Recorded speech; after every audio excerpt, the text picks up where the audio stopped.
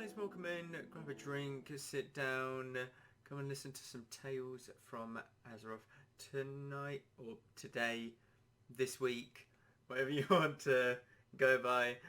We will be talking about PvE, and that has many aspects to it. It can be, well, the name or the abbreviation itself, PvE, is obviously player versus environment, but PvE you can also incorporate sort of social aspects into it, so guilds, interactions you've had with people, many different things like that, leveling experience, it's many different things.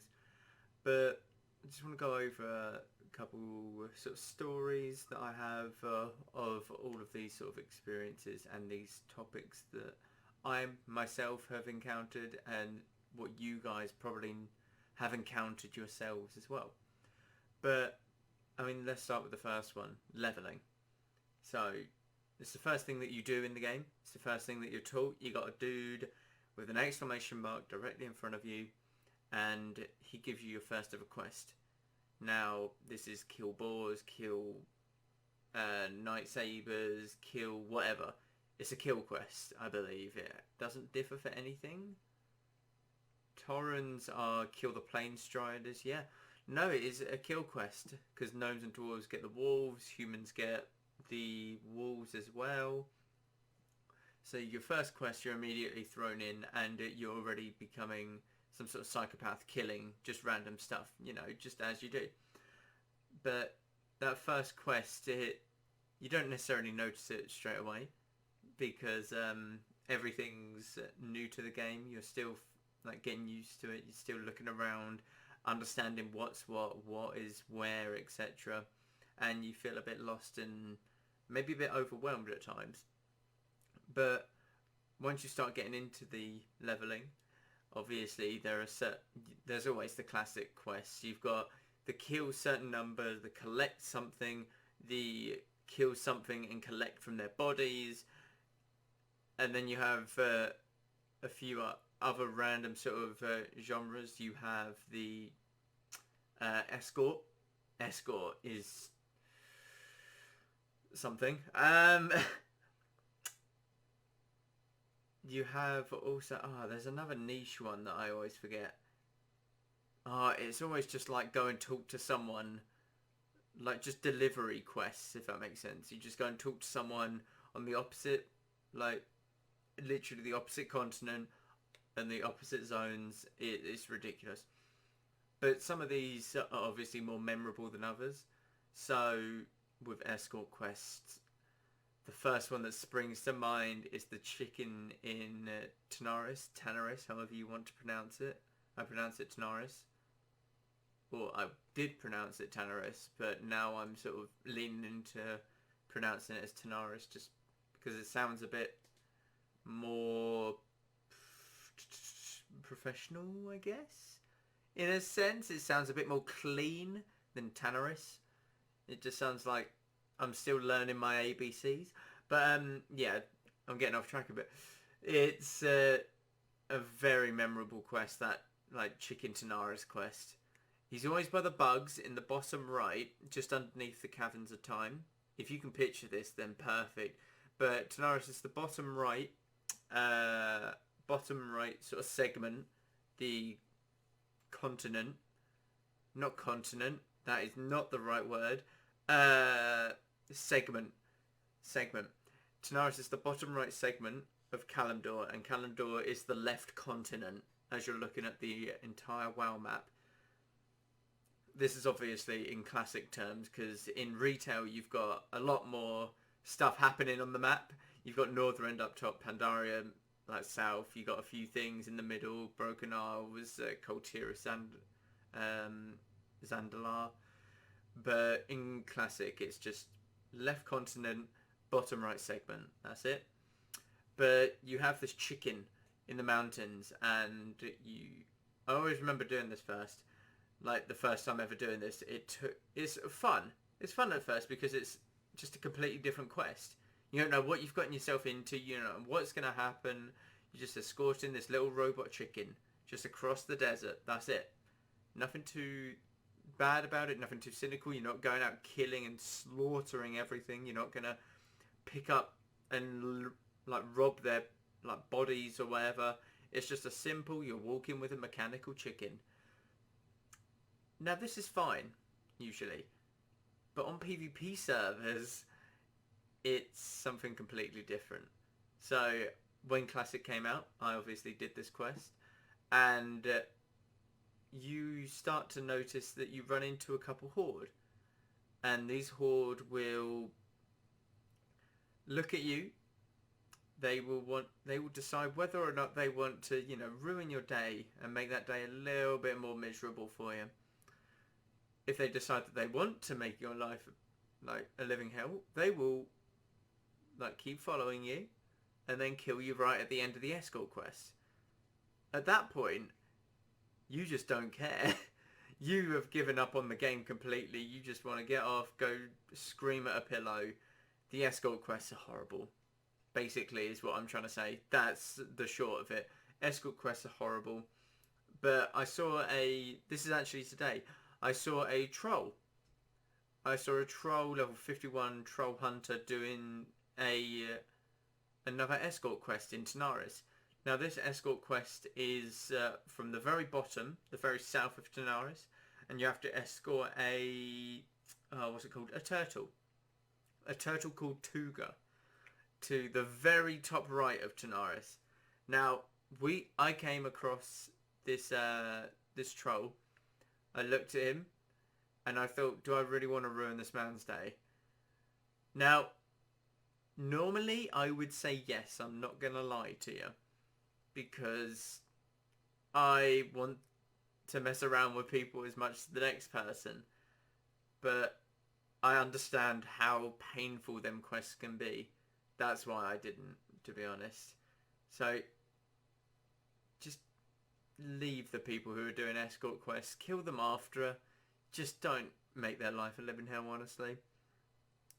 But the main reason that you do quests is to get to endgame.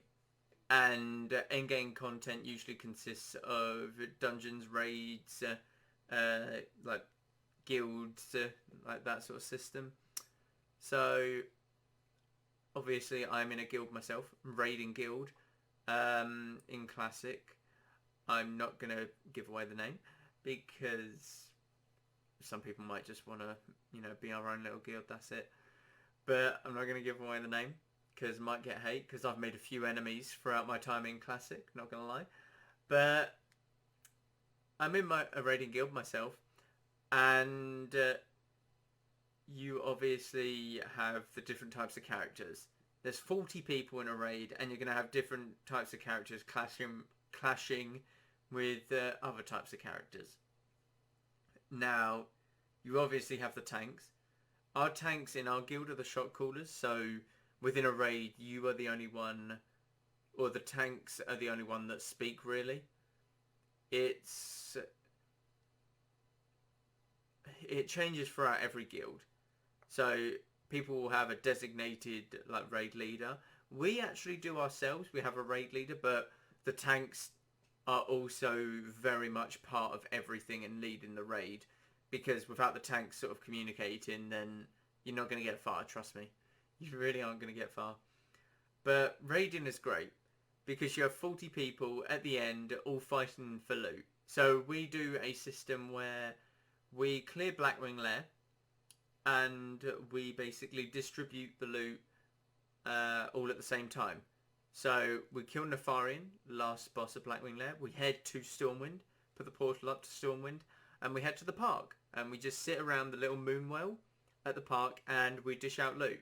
It would usually be who can roll on this, and the class leaders will say like who can, who can't, who's not eligible because they've already won something like big ticket items, they're called in our guild. So you obviously have loot drama, and there is a lot of loot drama, or there's some loot drama that's happened with us. It's nothing sort of like people are getting super aggressive and angry about it, but it can happen. We've had, I think, a total of 2, maybe 3 onslaught girdles, and these onslaught girdles are a drop from Ragnaros. It's a plate belt. Correct me if I'm wrong. A plate belt, and it has, I'm pretty sure, hit or crit on it. Something like that. It might be crit. I'm pretty sure it's crit. But it's from Rag, and it's really good for DPS warriors. Really good. We've had a warrior who has quit over not receiving loot because they were complaining that they weren't getting enough loot when they were decked out with pretty much everything. And this onslaught girdle was a good piece that this warrior wanted of ours. Now, the one raid where they refused to go in because they had enough, they got nothing from Blackwing Lair or anything like that. They had enough, they just logged out. This onslaught girdle dropped. And obviously it's really funny because, well, the warrior seemed very... I want to say pompous. Is that the right word? I'm not even too sure if that's the right word. Very... He had his head somewhere that, you know, he needed to pull it out of. We'll say that. But he thought he was the best, and doing the most DPS, he was absolutely king of the world, and he deserved everything. That sort of person. You know the type of people. But the Onslaught Girdle dropped. Obviously, everyone's saying congrats. We have a guild Discord. Everyone's saying congrats and everything. Like, he next comes online in the guild. Like, everyone's still saying congrats to the person. Next thing you know, he's just gone. Like that. Just, it's like a fart in the wind. He's gone. Out of the guild. And he had a couple people who played with him. And this is a hunter of ours in the guild. But he basically... There was something that never dropped in Molten Core that he needed for, I think, a set completion or something like that. It never dropped. And as soon as the boss was completed that would drop it, he would log out. He wouldn't help the raid clear the rest of the way. He wouldn't do anything else. Just log out. Gone. And in the end, he did just stop playing. Like, the game. From what we know, he just literally stopped. He logged out in Molten Core one day and just never logged back on. That was it. He was gone. This was a few months ago and he's still offline. It's a bit ridiculous what people can sort of get into over loot. Like, the amount of drama that can be... the amount of drama that can flare up because of just a simple, like, purple piece of gear in a game is ludicrous. You can actually make enemies and you can, like, annoy a lot of people with a piece of gear in a game, which is absolutely ridiculous to me. I myself, I've not gotten any gear for about a month and a half, about that. I've been waiting on a trinket for so long. I've got the Eye of the Beast Trinket. This is a blue trinket that you get from completing a quest, and it gives 2% crit. That's it. It's a decent trinket, don't get me wrong. It's a bit like best in slot before raids, but there's trinkets within the raids that I really want. Talisman from Molten Core is obviously one of them, and the Blackwing Lair. The Blackwing Lair trinkets. Now, I've got the Zandalar trinket from ZG, the Heart of a Car, and like, I've seen the Blackwing Lair, like Nelfarian's Teardrop a few times. Mind Quickening Gem for mages, I've seen it drop once. I've seen Talisman drop about 6 times, not won any. I can't win any loot, but it doesn't matter. I don't care because I'm still having fun. I'm still chilling out. I know what I'm doing will pay off in the end. And that's the thing. People go there for the loot. I myself do as well. I go there for the loot, obviously. But I also go there just to have fun and enjoy the time. And you want to experience that with them people. Because it's a multiplayer online game. It's an MMO. Like, you need to... That's what some people miss out. Some people miss out that it's a game and you just got to have fun with it still. but people get wrapped up in the colour of some gear and ultimately make enemies in the end. It's a bit weird how people's greed can sort of push them to that length, and then it makes the game unfun for them. And then what was the point in arguing over the gear anyway? Because you're going to quit the game. It seems a bit ludicrous to me. But you always find certain characters within raid groups and dungeon groups. Like the two people who have quit the guild because like of some gear. You also see dungeon groups where you see people who ninja stuff. You see people who cry. You see people who link the DPS meter every fight. It's ridiculous. You've got many of them characters. I mean, look, I had when Classic came out, this was a month in or something. I was about level 20, late level 20s, around 30. I was doing a run of Gnomeregan.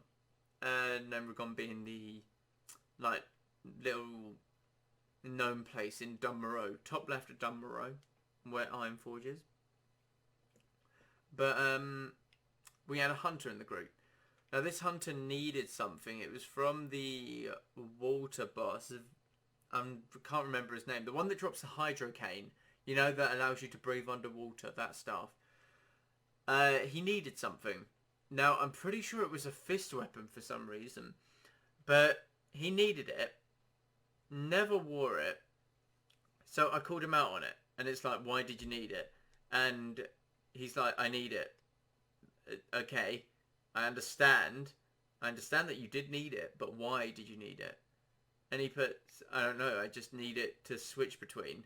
And it's like, no, you don't do that. You need it if you need it. You're not switching between weapons, are you? You're a hunter.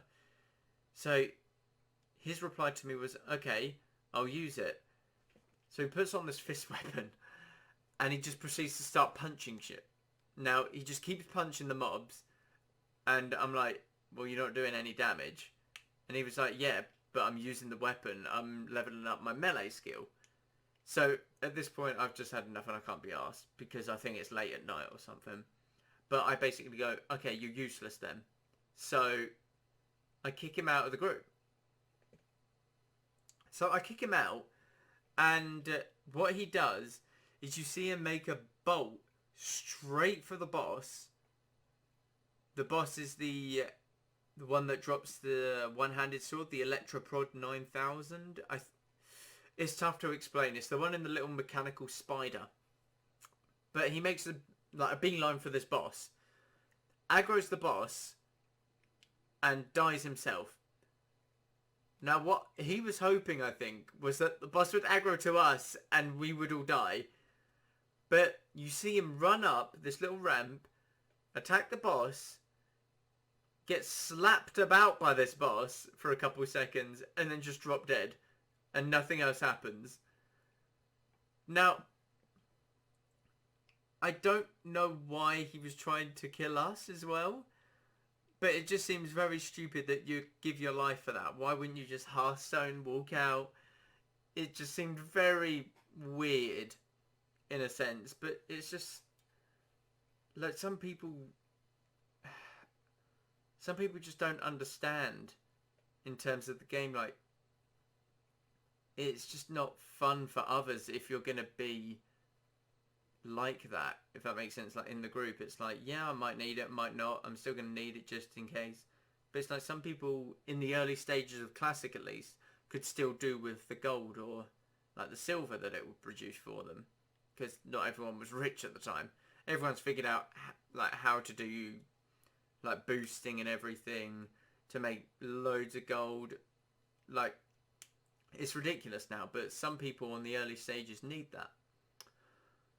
But even in, like, the next step up was Scarlet Monastery from Gnomeregan. Like, you're level 30, you hit Scarlet Monastery, like, Graveyard, you're like, yeah, we're getting to the big boys now. So we got this warrior tank. We got a warrior, myself as a mage, a druid, and a couple others. So we do a couple runs. We do the first run. It's kind of alright. The tank's a bit weird. You can kind of sense when people are a bit weird and off. But you just got to get over it. So we do one of the runs, and we say, does anyone want to do like Scarlet Monastery Library? Everyone says yes. So we head over there. And I'm not too sure what sparked it, but something got the tank annoyed. I really can't remember. But we pull a few mobs, and this tank links the DPS meter. And the question that follows it is the question, where is Druid? Now this is the DPS meter. This is damage done for like the last fight, or like overall data. And the Druid is our healer, bearing in mind. So he's asking where the Druid is in damage when the Druid's been healing him as the tank. Now this in itself is hilarious because he doesn't realise that he's being healed by the Druid, the only other class that I believe could have healed him in that group. But it's like he was doing nothing himself. He was so low on that DPS meter, it was unreal as well. But he got called out by everyone in the group and then just left. He just left the group and half stoned out. He was a really weird one. He was a weird customer, that one. But you just meet these people in dungeons. You meet the ninjas. You meet the like absolute wackos of tanks. It's just ridiculous. I've forgotten what I wanted to say. There was something that I had on the tip of my tongue, but I can't quite think of it. You've got the you've obviously got the AoE enthusiasts at the very start of Classic. That was just the spell cleave. You want warlocks, mages, and a paladin only. That's it. That's your group. That was always fun to get around at the start, especially myself being a mage. But I mean, yeah, you just find some weird people within like late game content and stuff with dungeons and raiding. With regards to, I touched on it a little bit, but people, how they make gold in PvE. Myself, I can do many things. So I either farm rich thorium veins in Western Plaguelands around the early hours of the morning, when there's the least amount of traffic and people looking for it. I have also done Dimal East, like jump runs for the thorium veins as well. I have done many things such as farming the cave in the top right of the Western Plaguelands? Yeah, Western Plaguelands. For the Greater Nature Protection Potion recipe, because that goes for a lot. That goes for about 50 gold, I believe. 50? No, Christ, 500? About 500 gold. Just excuse me 1 second. Okay, I'm back. Sorry about that. My throat's still a bit dry. I'm still not quite used to talking just by myself and constantly. So it's not been as bad as last week. Well, not yet. Still got a bit of time. But I think it's getting there. It's getting there. I've also just went back to work this week. So this week? Yeah, kind of this week. Yeah, before like my last podcast. Or after my last podcast, I've been back to work. So my voice is starting to get back to its original self because I have to talk to people constantly throughout the day. But what was my point? Oh yeah. So basically I've done a lot of things in terms of making gold, but the main source of me making gold now is I sell boosts. And these boosts are Scarlet Monastery, this is Cathedral and Armory, and Maraudon. And I do want to learn the Zul'Gurub boost as well. But that takes quite a lot of time and practice, and I need sort of my golden to prepare for Encourage, which is the next patch, which comes out in 20 days. Yeah, 20 days from now. But basically, these boosts, just 4 people sit there. I charge them 8 gold for Scarlet Monastery, 10 gold I think for Maraudon. And they just sit there. I clear the entire instance with one like massive AoE pool. And that's it. That's literally it. That's how I make my gold. 8 gold for 4 people, 32 gold, and I can do 5 runs in an hour. So 32 gold times 5, 64. Oh my god, I'm not quite as quick as I was. 128. And then we got in maths. Come on, 128, 132, 162. I want to say 162. Might not be right, but it's 162, 164. Wait, what was I on? I can't.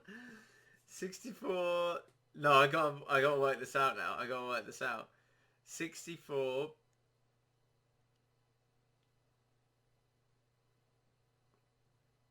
What? My maths is failing me. It might be 160, to be honest. It might be 160. No? Yeah, it's 160. Christ, I could have done that a lot easier. 32 times 10 is 320. Divide it by 2. Yeah. 160, yeah. Oh my god, my brain hasn't worked that hard in a while. Sorry about that. That was horrendous. But yeah, I mean 160 gold per hour is not too shabby, to be honest. And I can do that. I technically can do that for 7 hours, 8 hours a day because of the instance lockout. Don't even get me started on that math, trust me. But it'd be about 1,400, by the way. That's literally a rough estimate. So, but it'd be about that much gold if I did 7 hours of just boosting, which isn't too bad. But I'm terrified of getting banned. That's the thing. So they've just banned loads of bots. 72,000 bots, or accounts, with bots on them. Potential bots, I should say, because some people might be falsely accused. But with botting, it's anything to do with, like, very patterned behaviour. So just staying at an instance, going in and out of this instance, resetting, doing the same thing, taking payment after payment from the first person, trade. It all says basically to Blizzard's like Blizzard's automated sort of detection system. This is a red flag. This person must be a bot. Like myself, I was doing marauding boosts last night, or technically last night. It was about a few hours ago because it's early hours of the morning now for me. But every time I went to reset, we all walked out and there was this bald gnome here. No guild, just this bald gnome here. And that's usually fine. People go AFK outside marauding all the time. But what got me thinking was this gnome was here for a couple hours, and when I started the marauding boost, I got into a little PvP scuff with a Torrent and a couple others. And the gnome was still there.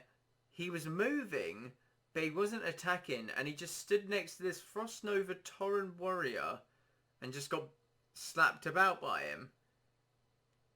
And what seemed really weird was the instant release as he died. And just, you can't interact with him. I tried messaging him saying, hello, are you there? And he is moving, bearing in mind, but I just get no reply. So it's a really weird thing. But with regards to botting, I am terrified myself being a mage because I can't just do the same thing for several hours. I can't just go into Scarlet Monastery and boost. I've got to mix it up. I've got to go back to Stormwind, sell, like log out for a bit. Like, I'm terrified because I've got an account that I don't want banned. I play WoW a lot of the time, and well, I don't know what would sort of fill that void if I can't play the game, if that makes sense. Because I find WoW just sort of enjoyable. I can do whatever I want on it. I can chill out, I can do some PvP, I can do whatever. But it's really terrifying knowing that I could possibly be banned because I seem like a bot in the detection system's eyes. if that makes any sense. It's a bit weird. But no, I'd make my goal from boost. I obviously don't do it 7 hours a day. I just do it for a couple hours.